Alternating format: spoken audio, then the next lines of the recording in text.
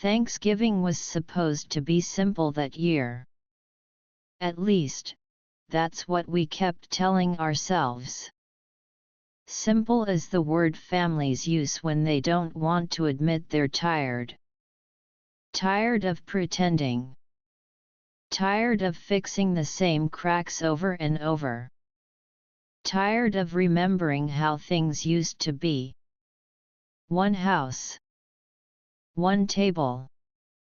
One long afternoon of food, awkward small talk, and pretending we all still liked each other. That was the plan. And every year, we told ourselves the same lie. Grandma's house had always been the center of everything. Not just holidays. Everything. If you wanted to understand our family, you didn't ask questions. You walked through that house. You stood in the doorway long enough to smell it. Old wood. Cooking oil. Something sweet that never quite went away.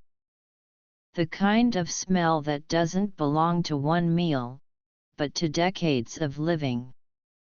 That house remembered us better than we remembered each other.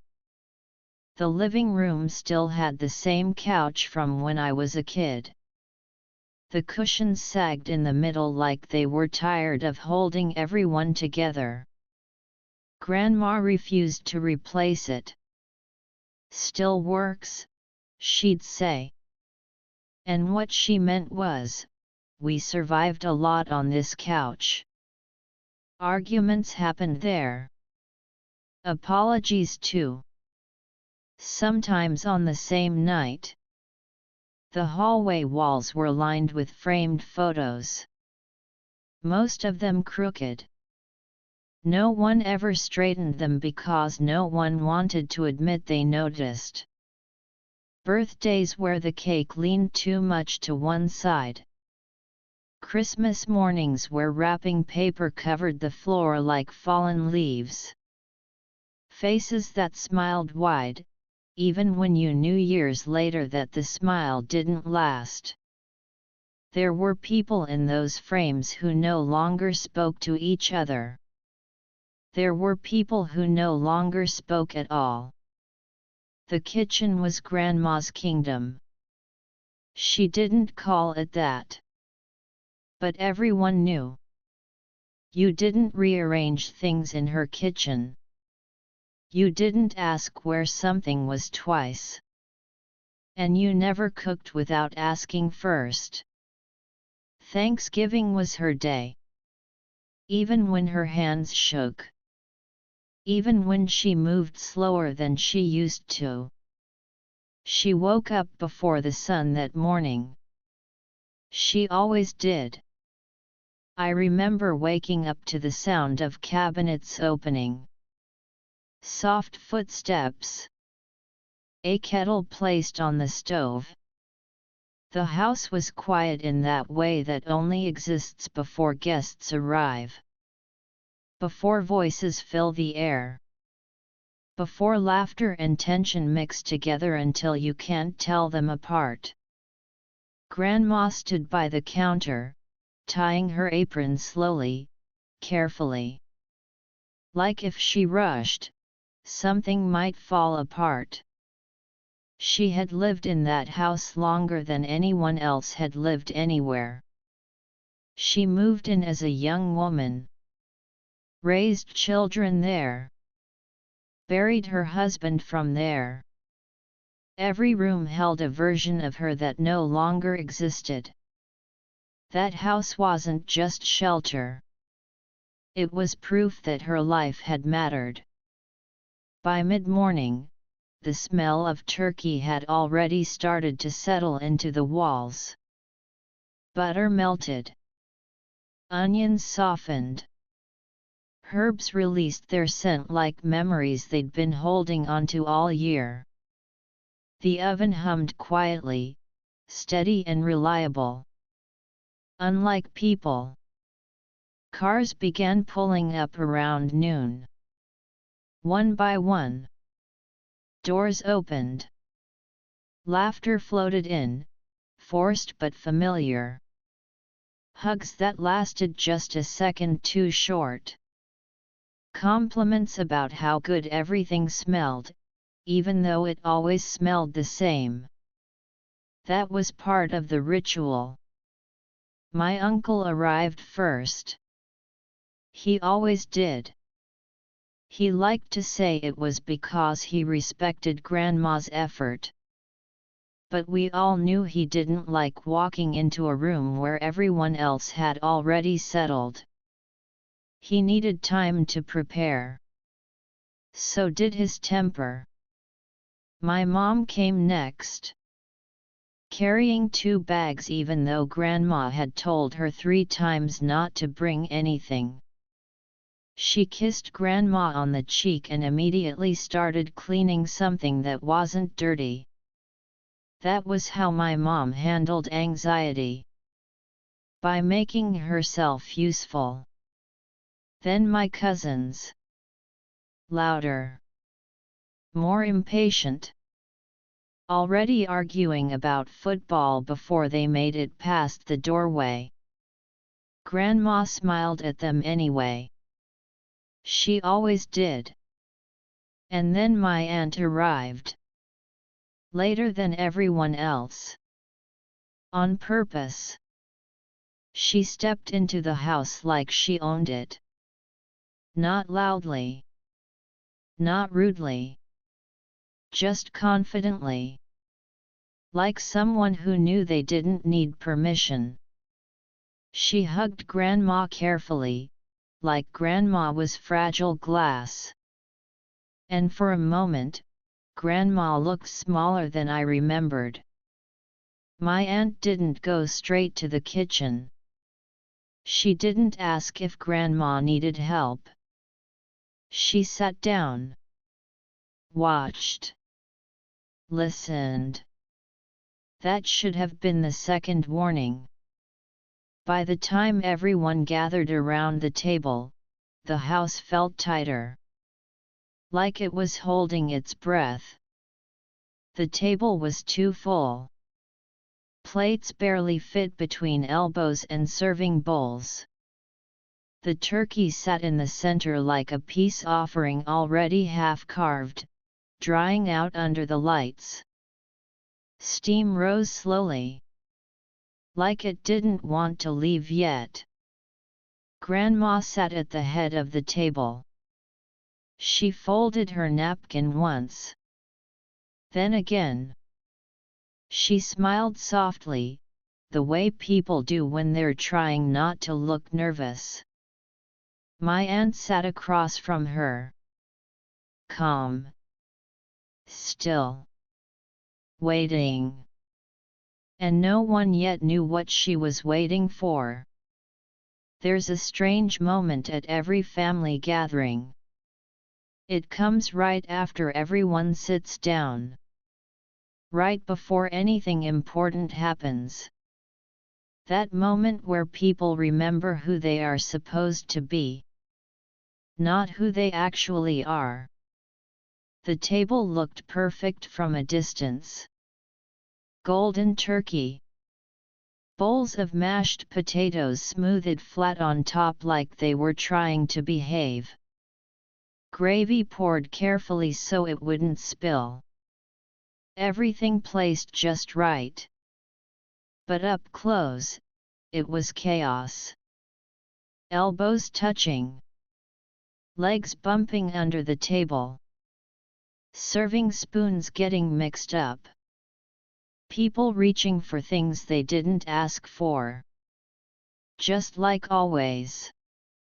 Grandma insisted on saying grace. She always did. Even when some people rolled their eyes.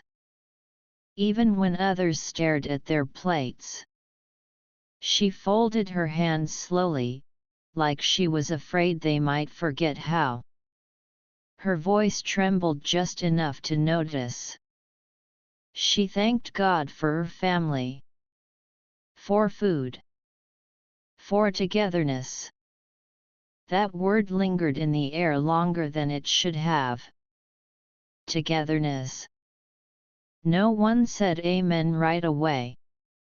Conversation started the way it always did. Light. Careful. Like everyone was walking on glass they pretended wasn't there. My cousin complained about work. Too many hours. Not enough respect. My uncle nodded but didn't really listen. My mom asked questions she already knew the answers to. That was her way of staying involved without getting pulled in. The football game played quietly in the other room. The commentators' voices floated in and out of the dining room like they didn't want to be part of this either. Every cheer from the TV felt out of place.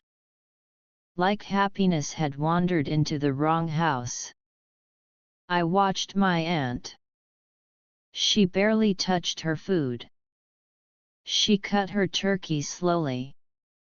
Methodically. Each slice clean. She listened more than she spoke. And when she did speak, it was neutral. Safe.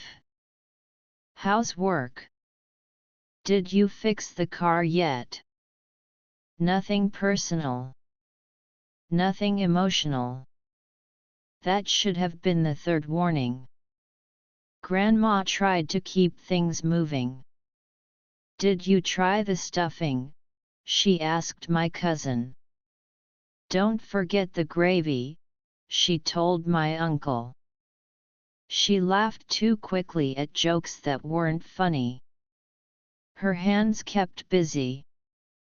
Serving. Refilling.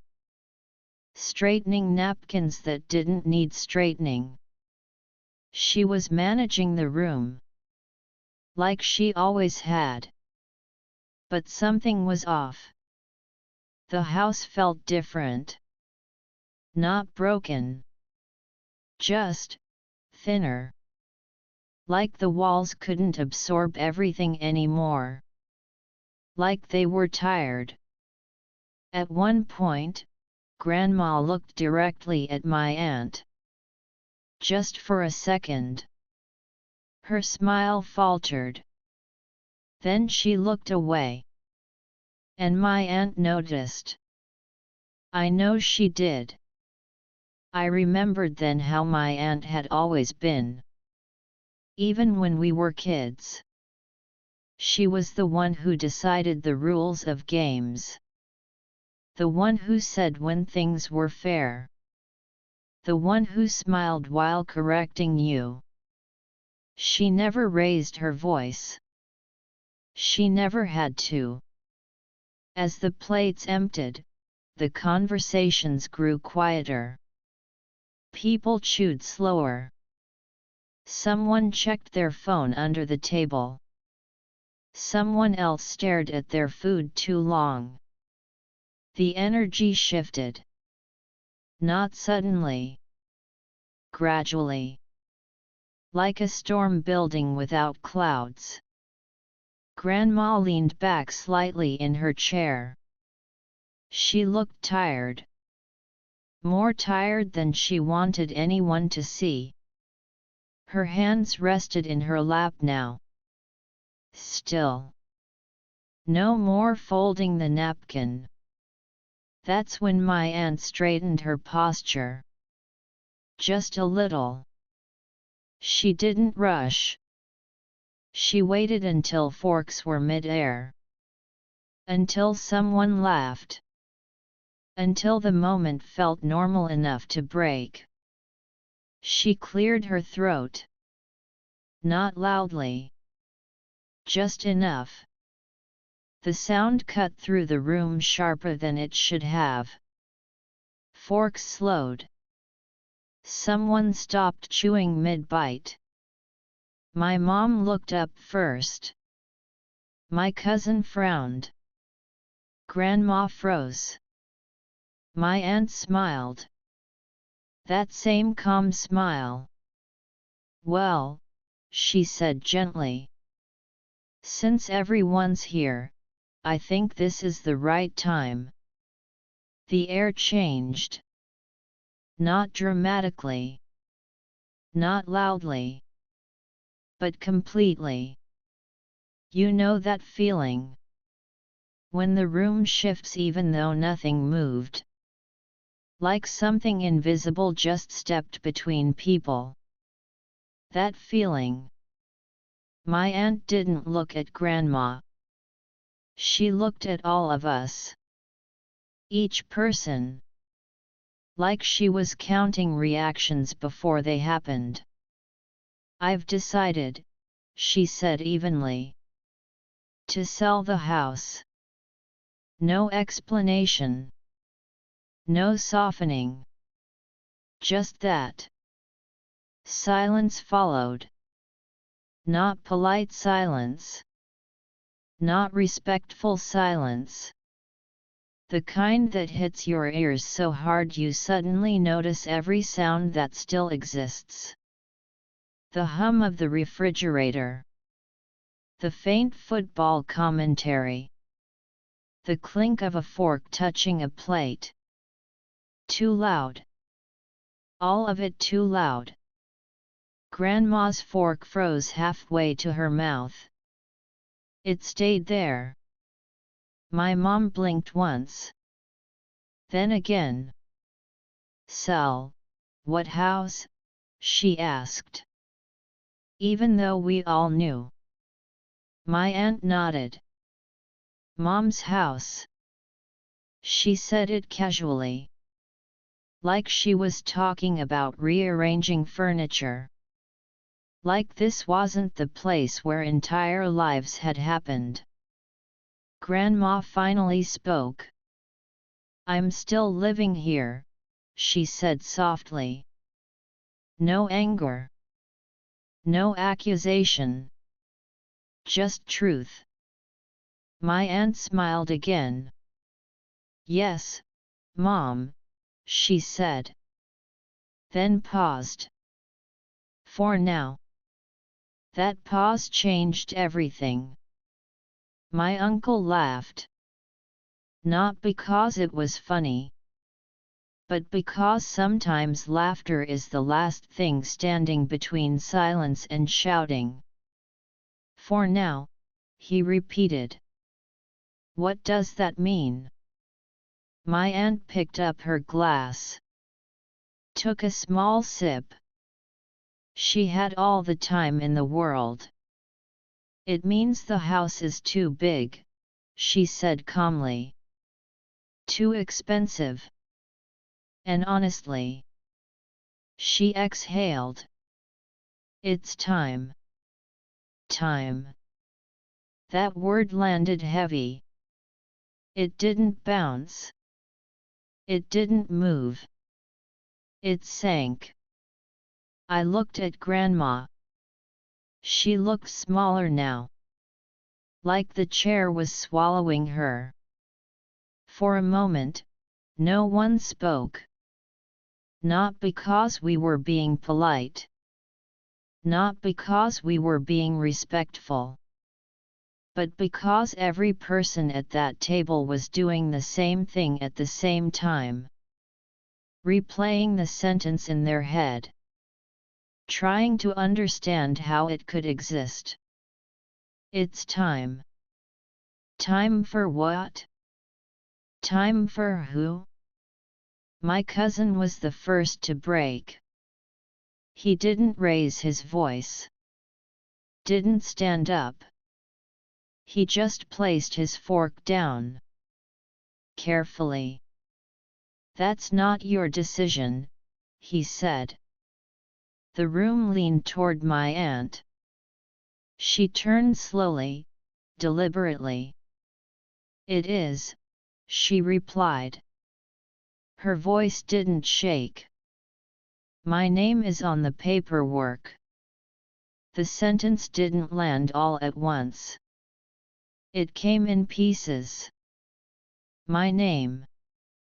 Paperwork. My mom stood up so fast her chair scraped loudly against the floor. "You added your name?" she asked. Her voice was sharp now. "Without telling us?" My aunt didn't flinch. "Mom signed it years ago," she said. "She trusted me. She said it like it settled everything. Like trust erased consequences." Grandma frowned. Not deeply. Just enough to show confusion. "I thought that was just for emergencies," she said quietly. Her voice was smaller than it had been all day.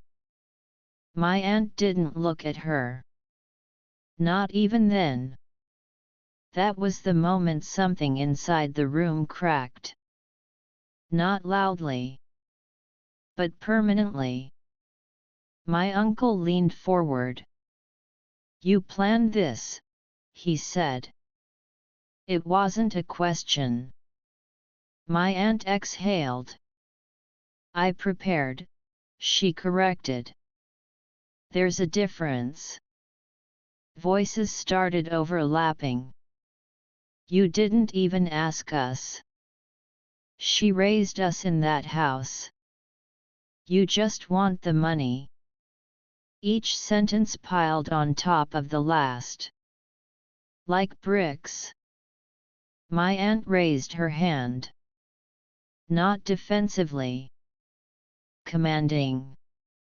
"I'm thinking practically," she said. "You're all thinking emotionally." Emotionally. She said it like it was an insult. Like emotion was a weakness that needed correcting. The turkey sat untouched now. Cold. Steam no longer rising. It looked smaller than it had earlier. Like it had shrunk under the weight of the conversation. Grandma pushed her chair back slowly. The sound was soft. But it cut through everything. "I want some air," she said. No one stopped her. That was the worst part. She didn't go outside. She went to the window. The one that faced the backyard. She rested her hand on the glass. The same yard where bikes once lay in the grass. Where pets were buried. Where Grandpa planted that tree before he died. Her shoulders shook. Not violently. Quietly. Like she was trying not to bother anyone with her pain. My aunt shifted in her seat. For the first time, she looked uncomfortable. "Mom," she said, "this isn't meant to hurt you." Grandma turned around slowly. "Then why does it?" she asked. No one answered. There was nothing left to say. Dinner didn't end. It dissolved. People ate without tasting. Spoke without listening. Someone packed leftovers too early.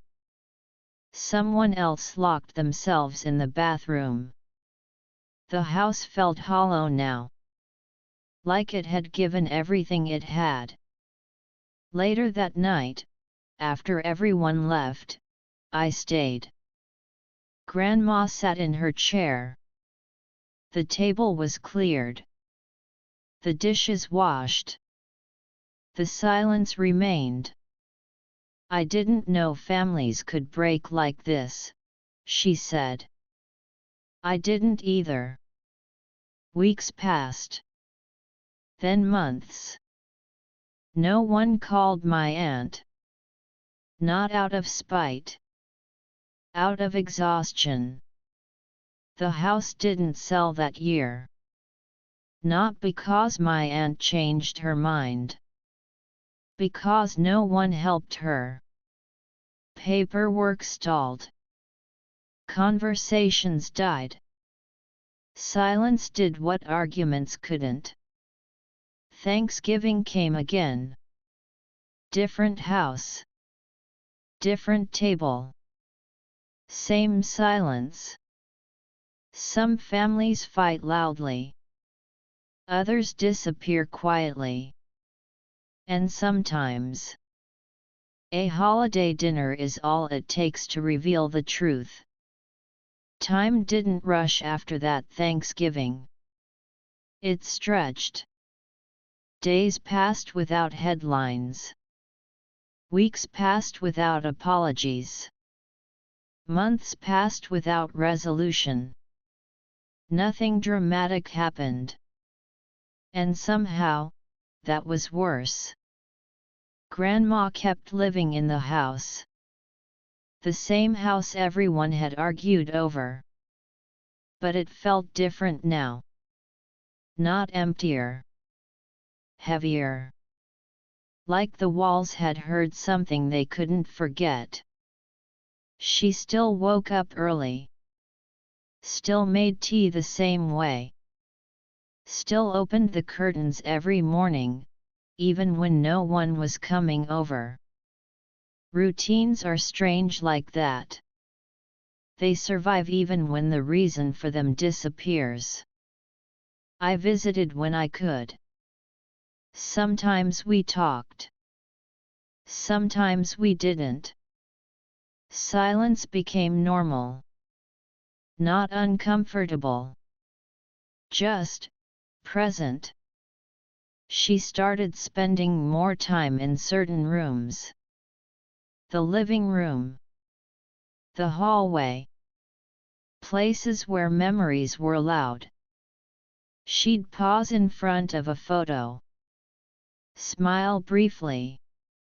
Then move on. Like she didn't want to stay too long. The tree in the backyard lost its leaves. Then grew them back. Life outside kept going. Inside the house, time moved slower. No one mentioned my aunt. Not at first. Then not at all. Her name became something we stepped around.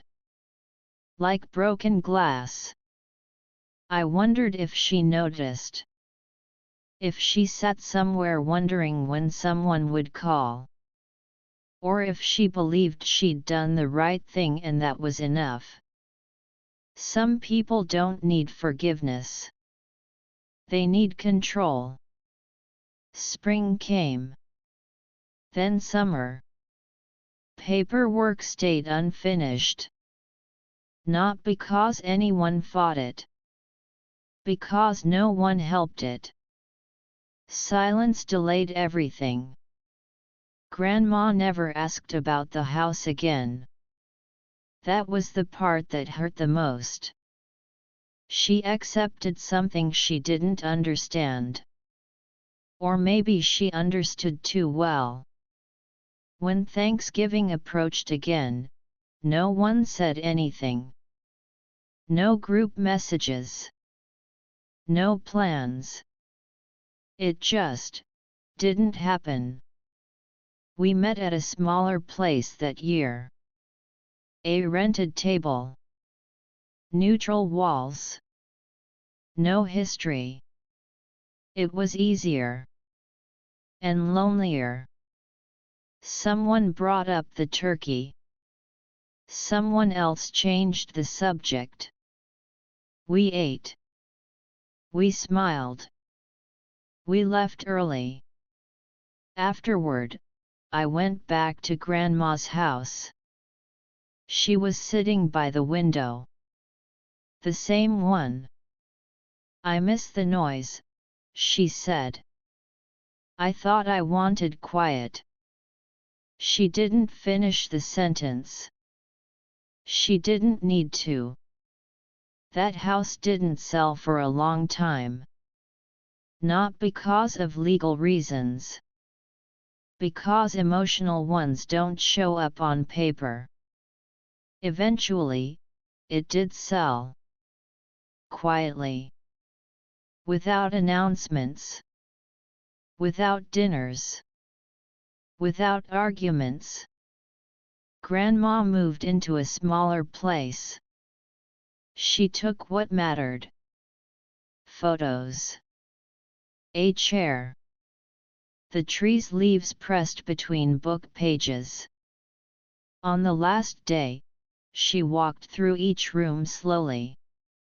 Touched the walls. Said nothing. Some goodbyes don't need words. Families don't always break in explosions.